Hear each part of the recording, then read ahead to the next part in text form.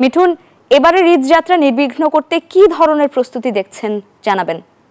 আপনাকে আপনি জানেন যে দেশের যে অন্যতম নৌরুট সেটি হচ্ছে রাজবাড়ির দৌলতদিয়া এবং মানিকগঞ্জের পাটুরিয়া। এই রুট ব্যবহার করে কিন্তু দক্ষিণ পশ্চিমাঞ্চলের 21 জেলার মানুষ যাতায়াত করে থাকে।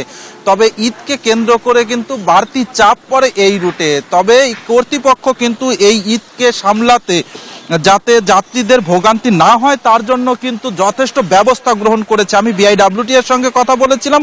এই দৌলতদিয়া ঘাটের যিনি ম্যানেজার রয়েছেন সালাউদ্দিন, তিনি আমাদেরকে জানিয়েছেন যে এই ঈদকে সামনে রেখে যাতে যাত্রী এবং যানবাহন নির্বিঘ্নে পৌঁছাতে পারে তার কারণে কিন্তু এই রুটে 17টি ফেরি চালু থাকবে বলে তিনি জানিয়েছেন। এবং এই দৌলতদিয়া প্রান্তে 3টি যে ঘাট রয়েছে এই 3টি ঘাটই সচল রয়েছে এবং 3টি ঘাট দিয়েই কিন্তু এটি পারাপার করা সম্ভব হবে। এই মুহূর্তে কিন্তু এই রুটে 12টি ফেরি চলাচল করছে। তারা বলেছেন যে যেহেতু এখনো ঈদের সময় বাকি আছে যার কারণে কিন্তু চাপটি এত পড়েনি, যার কারণে এখন 12টি দিয়েই সম্ভব হচ্ছে। এছাড়াও আমরা প্রশাসনের সঙ্গে কথা বলেছিলাম। পুলিশ আমাদেরকে জানিয়েছেন যে যাতে এই রুটে কোনো প্রকার ভোগান্তি না হয়, মানুষ দুর্ভোগে না পড়ে তার কারণে কিন্তু সাদা পোশাকেও পুলিশ থাকবে। আমরা আরো এই ঈদ যাত্রার খবর জানতে এখন যাব বাবুর কাছে। বাবু, এই ঈদে জামা জুতো অ্যাকসেসরিজের ডিসকাউন্ট।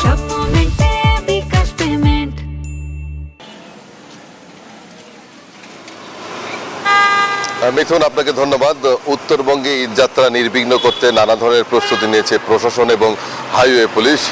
বগুড়ার সহ এই অঞ্চলে এখন 4 লেনের কাজ চলমান রয়েছে। সেই কাজের ক্ষেত্রে বগুড়া অঞ্চলের 2টি জায়গায় এখন পর্যন্ত রাস্তার কাজ হচ্ছে এবং শহীদ জিয়াউর রহমান মেডিকেল কলেজের সামনে যে আন্ডারপাস নির্মাণ হচ্ছে সেটার কাজ একেবারে শেষ পর্যায়ে, সেটা আগামী সোমবারে উদ্বোধন করা হবে।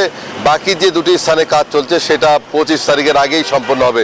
সেই ক্ষেত্রে এবার ঈদ যাত্রা একেবারে নির্বিঘ্ন হবে। তবে টাঙ্গাইলের এলেঙ্গার পর থেকে সিরাজগঞ্জের কড্ডার মোড় পার হয়ে বগুড়া অঞ্চলে নির্বিঘ্ন হলেও গাইবান্ধার প্রবেশ মুখে গোবিন্দগঞ্জে সেখানে যেহেতু ফ্লাইওভার নির্মাণ কাজ এখনও শুরু হয়নি, সেই কারণে কিছুটা ভোগান্তি হবে রংপুর বিভাগের যাত্রীদের। সেক্ষেত্রে হাইওয়ে পুলিশের বগুড়া রিজিয়নের পুলিশ সুপার মোহাম্মদ শহীদুল্লাহ জানিয়েছেন যে তাদের টহল কার্যক্রম বৃদ্ধি করা হয়েছে এবং পুলিশ সদস্যরা মাঠে রয়েছে। তারা বিভিন্ন স্থানে টহল দিচ্ছে যেন নির্বিঘ্নে যানবাহনগুলো চলাচল করতে পারে।